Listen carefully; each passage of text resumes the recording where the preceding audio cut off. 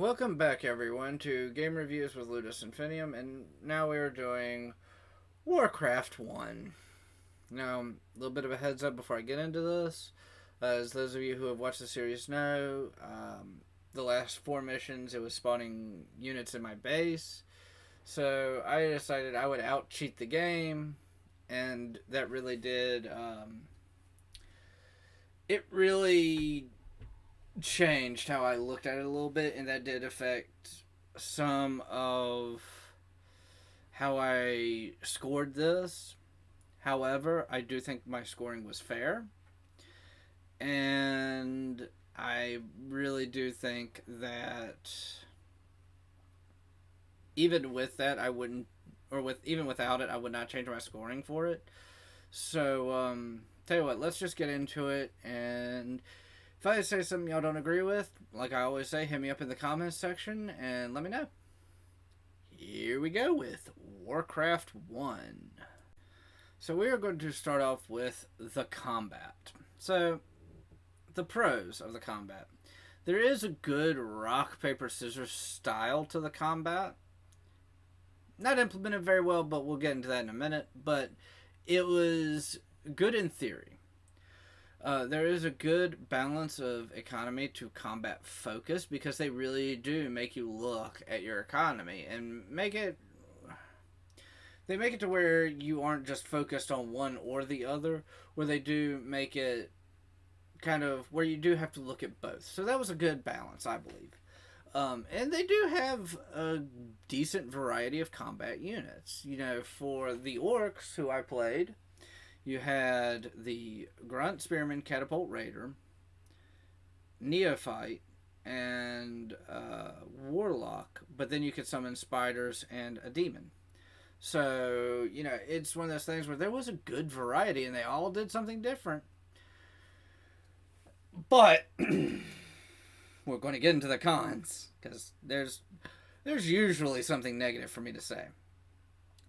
So, even though there was a good attempt at a rock paper scissors style combat, the combat did heavily depend on having a select few units. For those of you who watched, I normally built catapults, spearmen, and raiders because once you had catapults, that was kind of it. Then I started throwing in a warlock just so I could summon, you know, the greater demon or the spiders. Didn't need to. That was more of just I wanted to because, I mean, fuck it, it's kind of funny. Can only select a max of 4 units, which slows combat down drastically. Now, another one that I'm going to get into about this is when I do StarCraft 1 compared to StarCraft 2. StarCraft 2, you can select as many units as you want. You can have, what's the most I've ever had? Like 300 units playing as the Zerg. You can have 300 units playing as Zerg. Granted, they're all probably going to be Zerglings. But you can do it, and you can select them all. You can have a max of 12 selected in StarCraft 1. In Warcraft 1, it's 4.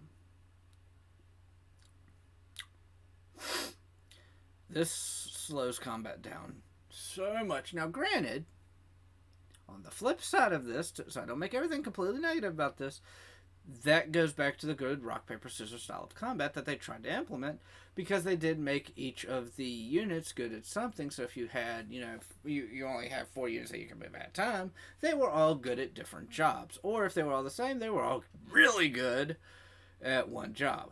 So I kind of get it because they emphasize that unit strength. At the same time, it just slowed it down way too damn much for me. And it was easy to exploit certain strategies. Again, look at my catapult and spearman wall. Until the game started cheating, that is. So, overall, I give combat a 6 out of 10 for this reason. Now we get into the story, which gets a 6 out of 10 as well. It's simple, even for its time, so it's easy to follow, which is kind of nice. And you get 2 stories that coincide with each other, but they're from different viewpoints and have different outcomes. So that was also kind of nice too, where it just wasn't the same campaign. I mean, granted, it kind of was, but that's more of a combat thing than a story thing. because you start off with the equivalent of the same units. But as far as the story, the way it goes for both sides is told from each perspective, so you really do get two simple but decent stories out of it. However, it being that simple, though, made it feel underwhelming at points. So that's why it gets a 6 out of 10 and not really higher. Now, I'm going to do something I normally don't do because I didn't have very many points on, most of this because I really couldn't find anything to bitch too hard about, or, I couldn't find anything to praise at the same time. So for dialogue, I give it a 7 out of 10. Repeated pressing of the units can lead to funny dialogue, which is a nice break in, the seriousness of the game, if you really want to call it that at points. The mission intros are believable for their respective sides. However, the combat units only saying like erg or law or butt plug, which was also, let's face that, very funny. But doing it over and over kind of got old. So there were funny dialogue opportunities. There were just so few of them it just got dry.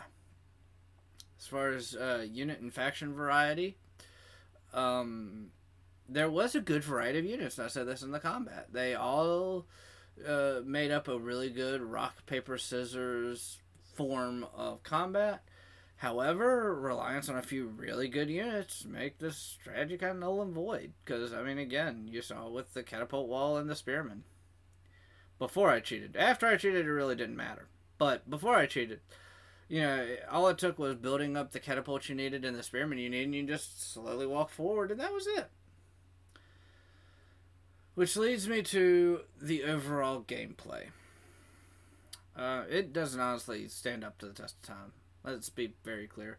This game is almost 30 years old. This game is 2 or 3 years younger than I am. So it really doesn't stand to the test of time. But it is a great nostalgic game to play, especially for someone like me, who I played this when I was like 4 or 5. However, with the bad graphics and clunky controls, it's just a nightmare. The small bits of funny dialogue and trying to outthink the AI when it isn't cheating is honestly a real test, especially for a 30-year-old game, and especially being able to outthink the AI. Feeling the need to outthink the AI in a 30-year-old game is something that shows that there are aspects of it that did stand the test of time, but overall it just didn't. Combine the graphics with the controls, and the spawning units in your base towards the end of the campaign. It was something that really takes away from it. That said, a game that's 30 years old, back in the early 90s to up till 2021, where you feel like there are points when you do legitimately have to outthink the AI, that's rare. So that part of it did stand the test of time. Again, I just don't think it... I overall gave it an above average, and that's just because I averaged out the scores. Realistically, I probably would have given it a 5. I would have given it a 5, maybe a 5.5. Just for that, honestly. The rest of it, just the clunky-ass controls and the bad graphics were, enough to almost completely turn me off. Replayability. Honestly, I replay it for the nostalgia, but due to it not being able to handle the test of time, and with the clunky controls, minimal combat groups, and even out-and-out cheating by the AI with random unit spawns in the player base, that's the only reason I would play it. It's one that is fun from a nostalgic sense, but I'm a masochist. So it's one where I would only play it for that reason. Just because I have that nostalgic drive to play it again. Not necessarily because, oh hey, this is a game I think I'm going to have a lot of fun and not want to put my testicles in a vice. Because towards the end of the campaign, that's really how I felt. It's like, you know what? Would I have more fun doing this, or would I have more fun maiming myself permanently? And yeah, it was starting to look like I was going to start maiming myself permanently just to get the ha-has out of it. But that being said, I really hope you enjoyed this game review. This one's going to be a lot shorter than most of them, only because I couldn't really come up with very many good or very many harsh things to say about it. It really does kind of split down the middle for me. But with all that being said, I hope you all enjoyed the game review. I hope for those of you who did play it, I hope you still enjoy it for nostalgic reasons. For those of you who haven't played it, I would get when it's on sale on GOG, because I mean it's only like $4 or $5, so I guess you could say it's kind of worth it. But for me, I would probably play like once every 4 months to maybe even once every year. So you have to determine if that's worth it for you. But you know, it's a cheap game. It's good for nostalgic reasons. It's actually really good looking to what the '90s were like for video games. But yeah, that's all I can really say about it. So I hope you all enjoyed the game review. I hope you all have a wonderful day, and I will see you all in the next one. Bye.